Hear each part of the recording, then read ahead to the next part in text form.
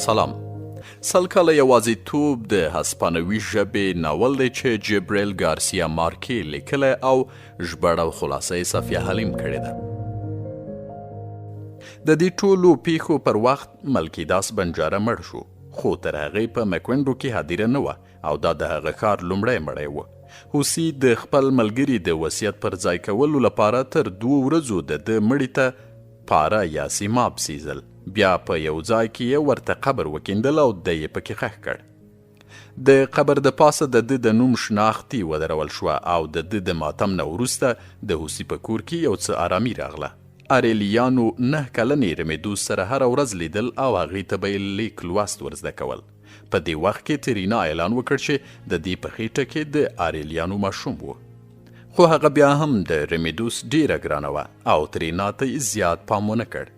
ربیکا او کریسپي دواړه کوژدن شول، خو د هوسي چلند د ټولو د اندېښنې وړ وګرځېد.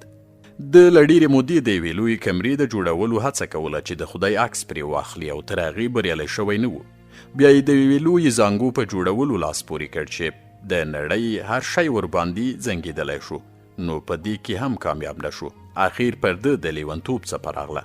ده به د هغه سړي مړی لیده چې په خپل پخواني ټاټوبي کې یې وژلی و. یو ورځ همدغسې د مړي سره یې خبرې کولې چې په قهر شو او خپل لابراتوار یې تباه کړ. هوسي غوښتل چې خپل کور ته هم اور ورته کړي، خو 100 کسانو راټینګ کړی و چې هغو نشو رقابو کولی. اخیر ده د یوې ونې سره وتړل او همهلته به یې ورته خواړه ورکول.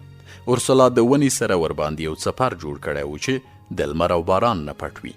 کله چې رمیدوس ځوانۍ ته ورسید او د شپې په کټ کې میتیازې هم بندې شوې، نو د اریلیانو سره یې واده وکړ. رمیدوس د نورو ټولو جینکونه هوښیار او پوهه راوختله. هغې به د ونې سره تړلي هوسي خدمت د ربیکا او امرین تانه زیات کاوه. هغې د خپل میړه او د ترینا ناجایز زوی هم لکه د خپل ماشوم ساتل. د هوسي په ټبر کې ټول د هغه نه خوشحاله و او اریلیانو فکر کوو چې د ده د ژوندي پاتې کېدو جواز د هغه میرمنه رمیدوس وه. خو یوه ورځ هغه د خېټې په درد اخته شوه او ناڅاپه مړه شوه. وروسته دوی خبر شول چې د هغې په خېټه کې 2 ماشومان د یو بل نه تاو شوي وه. د دې پر مرګ د هوسي ټول ټبر تر ډیرو پورې ماتم کوو او د ربیکا او کریسپي واده وځنډېد. دا واده یو وارې هم مخکې هم ځنډېدلی و، ځکه امرین ته دا وړاندیز کړی و چې په مکوینډو کې لومړی کلیسا جوړېده او باید هغه واده د کلیسا د پرانیستې په ورځ شوی وی. خو د مکوینډو کلیسا د پادري نیک ډور تر څارنې لاندې جوړېده چې 3 کاله وخت یې ونیول. ربیکا اوس ډیره ناهیله شوې وه، خو د هغې نیکمرغي یا بدمرغي ورته ووایه چې په هغه ورځو کې د هوسي او د اورسلا مشر زوی ارګیډیو بیرته راغلو. دی په دومره زور سره د کور په پوڼیو راوختل چې ټولو د زلزلې ګمان وکړ. هغه ډیر کم عقل و، دنګ او هیڅ ادب یې نه لرل. هغه د ټولې نړۍ چاپیره په سمندر کې 15 ځلې ګرځېدلی و او د راتلو سره یې د مکوینډو په ښځو کې لکه د یو فاحش سړي چلند پیل کړ او د جنس په بدل کې به یې ترې پیسې اخیستې.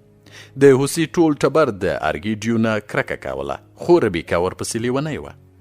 د راتلو سره ربیکا ورسره سملاسته او ارګیډیو د هغې چنغول کریسپي ته اعلان وکړ چې د خپلې چنغلې نه د لاس واخلي. 2 ورځې وروسته ربیکا او ارګیډیو واده وکړ. اورسلا په دې دومره قهر شوه چې دواړو ته یې وویل چې بیا به د دوی په درشل قدم نږدي، سره له دې چې د پیټر کریسپي یې بې عزتي شوې وه. هغه ډیر په عزت امرین ته د مینې لاس وغځاوه. اریلیانو د خپلې میرمنې د مړینې نه وروسته د ښځو نه ځان ګوښه کړو، خو د خپل خسر قاضي مسکوټي سره به تګ راتګ کوه او د قیتو لوبه به یې ورسره کوله. د هغه سره په خبرو کې یوه ورځ خبر شو چې د دوی په سر 2 ګوندونه حکومت کوي، چې یو یې محافظه کار ګوند و چې قاضي پلوي کول او بل لیبرال ګوند و. د محافظه کار ګوند د بډو رشوتونو په لیدو یوه ورځ اریلیانو خپل ملګرو ته په خبرو کې وویل چې که د ده نه چا پوښتنه وکړه نو په لیبرال ګوند کې به ځان شامل کړي. هغو ملګرو دی یو ډاکټر ته وروپېژندل چې په خپلو انقلابي مفکورو اریلیانو ته یې د تشدد د سیاست لار وروښودله. هغه زمانه کې جنگ پیل شو او د محافظه کار ګوند پوځ مکوینډو ته راننوت او د ښار چارې په خپل لاس کې واخیستې. د جبر او د روزنې تګلاره یې خپله کړه او مکوینډو کې ویره خپره شوه. اریلیانو چې د دوی ظلم او جبر ته په قهر و د خپلو 21 ملګرو سره د پوځ پر ضد بغاوت وکړ. جنګ یې ورسره پیل کړ. کله چې دوی بریالي شول نو یو لیبرال پوځ یې جوړ کړ چې مشري اریلیانو په خپله شو او ډګرمن لقب یې غوره کړ. په میکوندو کې د امن راوستلو دنده د دې پوځ پر غاړه وه. خو دا کرسپي او امرینتا ترمنځ اړیکې په ښه کېدو وي او د دوی د خوشحالي په لیدو د ټولو توقع وه چې د یو بل سره به واده وکړي. اخر یو ورځ کرسپي د واده لپاره امرینتا ته لاس وغځاوه خو هغې ډیره په ظالمانه ډول ورته انکار وکړ. د هغې له زړه دا خبره نه وتله چې د ریبیکا لپاره یې د دې مینه رد کړې وه او پیغور یې ورله ورکړی و. کرسپي خپل زیار ویستلو چې امرینتا راضي کړي خو هغې به ورسره په سمه خوله خبرې نه کوله. اخر کرسپي دومره ناهیلی شو چې خپل ځان یې ووژل. امرینتا چې خبره شوه نو ځان یې ملامت ګڼل او خپل لاس یې په اور کې وسیزل. د زخم د پاسه هغې یوه توره پټۍ وتړله چې تر مرګه یې په لاس وه. اخوا ارګیډیو د لیبرال ګوند مهم غړی شو.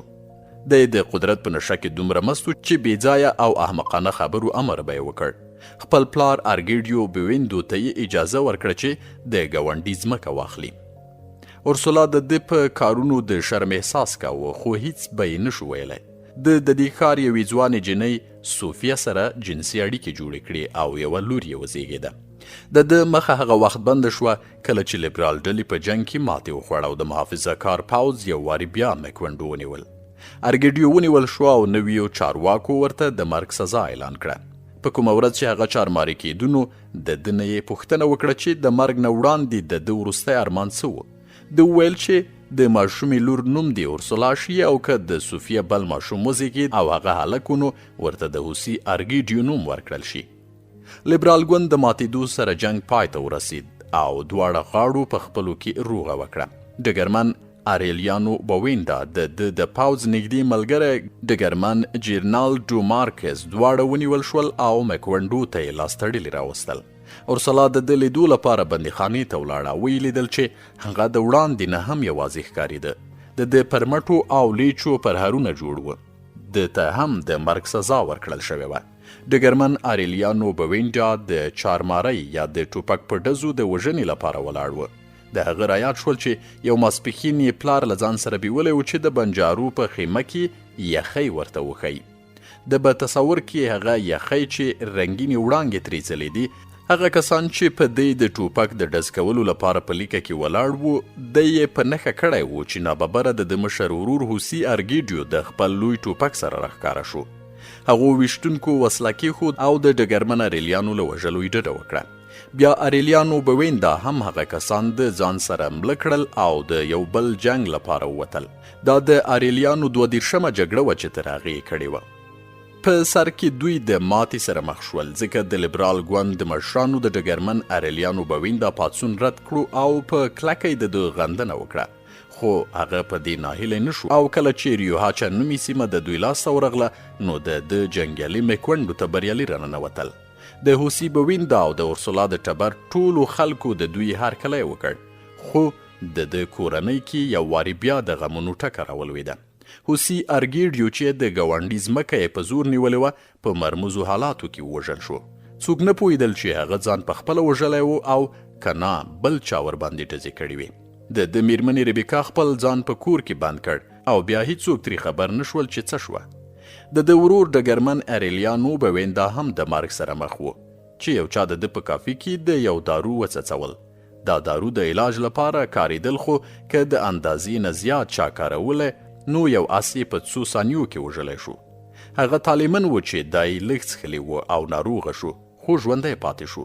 کله چې دی په ناروغه حالت کې و نو ځان یې سره یې چورت وهل چې ده د یو هدف دپاره جنګ نه کوو بلکې اوس یوازې د خپل غرور د ساتنې لپاره په جنګ اخته و. د ته جنګ یو بېمانا خبره ښکاره شوه او د هغو باغیانو سره یې د خبرو لپاره ملا وتړله چې د هېواد په نورو ځایونو کې پراته وه. ده غوښتل چې جنګ ته د پای ټکی کېږدي نو په میکوندو کې خپل ملګري ډګرمن جیرنالډو مشر وټاکل او په خپله ترې لاړ.